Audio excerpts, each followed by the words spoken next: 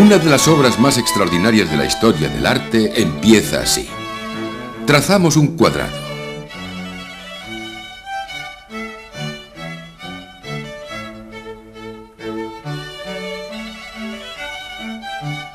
El eje vertical y el eje horizontal. Añadimos medio cuadrado a un lado.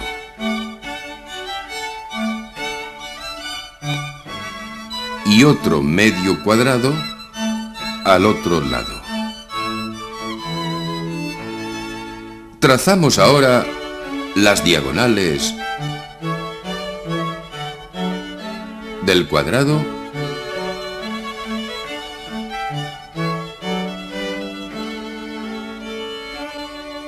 y las diagonales del rectángulo. Dividimos ahora este lado en 3 partes iguales. Hacemos lo mismo en este lado y 3 partes iguales en este lado. Trazamos las verticales de estas divisiones y así tendremos la oportunidad de trazar un cuadrado grande y un cuadrado más pequeño. Si ahora unimos estos puntos con el centro de nuestra composición, tendremos, sobre todo si reforzamos esta línea, tendremos el esquema de un techo artesonado en perspectiva.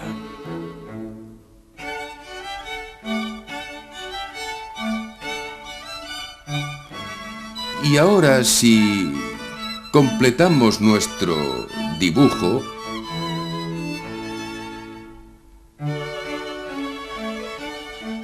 trazando el esquema de una mesa, y aquí, en el primer semicuadrado, situamos a una figura apoyada con las manos sobre la mesa, Bartolomé, a su lado Santiago el Menor, y junto a este, Andrés, con las manos abiertas, interrogantes, mientras que en el otro semicuadrado situamos la figura de Judas que acerca hacia sí la bolsa de monedas, mientras que por detrás se distingue la figura de Pedro. Junto a él está Juan, que se aparta asustado y dice: «Yo no, Señor», ya que en ese momento Cristo, porque Cristo está aquí, en el centro, con los brazos abiertos siguiendo la diagonal. En ese momento Cristo ha dicho: «Uno de vosotros me traicionará».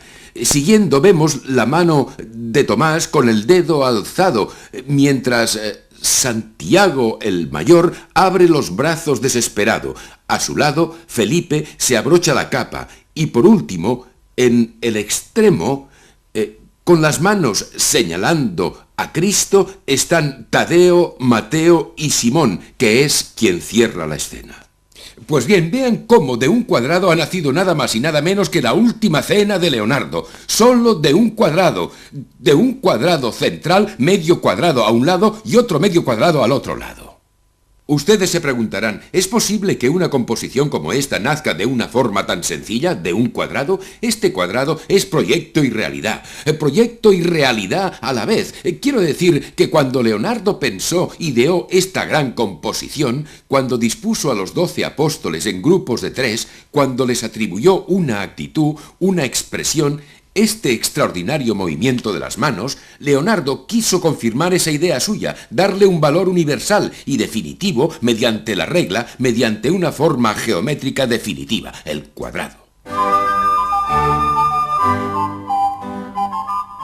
En la base de la composición y de la estructura de la Última Cena de Leonardo hay, por tanto, una geometría oculta.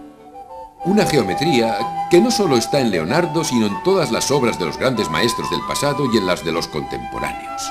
Sobre todo, una composición geométrica que no solo sirve para crear un cierto orden, una cierta sensación de plenitud en las obras de los grandes maestros, sino que también sirve para sugerir al observador un método para comprender y leer los significados más profundos de la misma obra. Por ello, vayamos a descubrir estos secretos para luego poderlos usar nosotros mismos en nuestros dibujos y en nuestras pinturas. Entremos en el mundo de Giotto, atravesémoslo para descubrir los secretos de la composición. En primer lugar, digamos que en Giotto la composición adquiere un nuevo carácter. En Giotto, el personaje principal ya no se sitúa en el centro de la composición con unas dimensiones mayores que las de los otros personajes, sino que es el personaje que tiene un mayor peso y hacia el cual se dirige toda la composición. Además, la composición de Giotto se basa en la relación recíproca que existe entre los personajes y el fondo, ya sea este arquitectónico o paisajístico. Examinemos dos casos, el homenaje de un hombre sencillo y el llanto ante Cristo muerto. En el primer caso, la función del fondo arquitectónico es fundamental. A uno y otro lado de la composición, dos elementos arquitectónicos, dos torres, dan peso a los personajes de la derecha y de la izquierda, confiriéndoles mayor importancia. El pórtico central sirve de nexo, pero el pintor concentra su atención sobre todo en el personaje de San Francisco, y en ese personaje se basa toda la estructura de la composición. La importancia que San Francisco adquiere no deriva únicamente de la torre que incide sobre su figura, sino también de su propia masa incrementada por la de la pareja de dignatarios de la izquierda y hasta por la de la pareja de la derecha a través de la alfombra que el hombre sencillo extiende en el suelo. En el llanto ante Cristo muerto, la composición, basada esencialmente en la diagonal, es en realidad compleja y muy rica. A este relato, a este extraordinario relato, contribuyen, en primer lugar, la inclinación de los personajes que, progresivamente, van curvándose hacia el centro de la composición. A esto también contribuye la dirección de la colina que desciende hacia allí. Sobre la colina, el árbol, que dirige sus ramas al cielo, conecta éste con la tierra. Porque también en el cielo se está viviendo el drama que tiene lugar en la tierra. Puede observarse en el vuelo atolondrado de los ángeles dispuestos de tal manera que si los unimos de 2 en 2 o de 3 en 3, vemos que la dirección de su vuelo converge en el núcleo de la composición. Este núcleo está encuadrado por dos figuras vistas de espaldas, dos figuras extraordinarias. Es la primera vez que un pintor se atreve a pintar dos figuras ocultas bajo un manto y vistas de espaldas, entre las cuales, vean, distinguimos el centro de la composición, reforzado también por el grupo de las mujeres que lloran. Es el encuentro de la madre con el hijo muerto. Es un encuentro que jamás se producirá porque los dos perfiles, observen, no se encuentran. En Rafael se aprecia a menudo que la forma de un triángulo encierra las figuras siguiendo el esquema de Leonardo. En ocasiones, este triángulo se cruza con otro triángulo invertido, como por ejemplo en el caso de El entierro de Cristo, en el que el triángulo con el vértice hacia arriba encierra las figuras centrales y el triángulo invertido sigue la inclinación de los portadores. Hay además una curva oscilante que subraya el abandono del cuerpo de Cristo. Rafael pinta su escuela de Atenas en las estancias del Vaticano como homenaje a la búsqueda racional de la verdad. Ambienta la escena bajo una gran bóveda que recuerda la del proyecto de Bramante para San Pedro.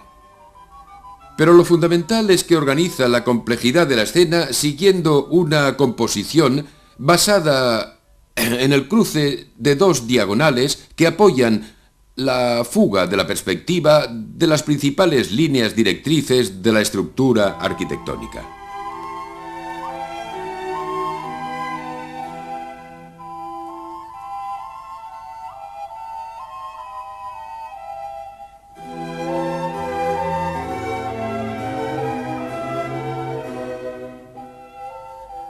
En el punto de encuentro de las líneas principales y de las directrices de la estructura arquitectónica sitúa la mano de Aristóteles, mientras que a su lado está Platón señalando el cielo con un dedo. Junto a Aristóteles y rodeando a las dos figuras principales, Rafael pinta una serie de personajes. Estudiosos, científicos, arquitectos, matemáticos. A un lado está Sócrates con sus discípulos, pero sobre todo, en esta estructura basada en el cruce de las diagonales, Rafael consigue ordenar todo el complejo movimiento de los personajes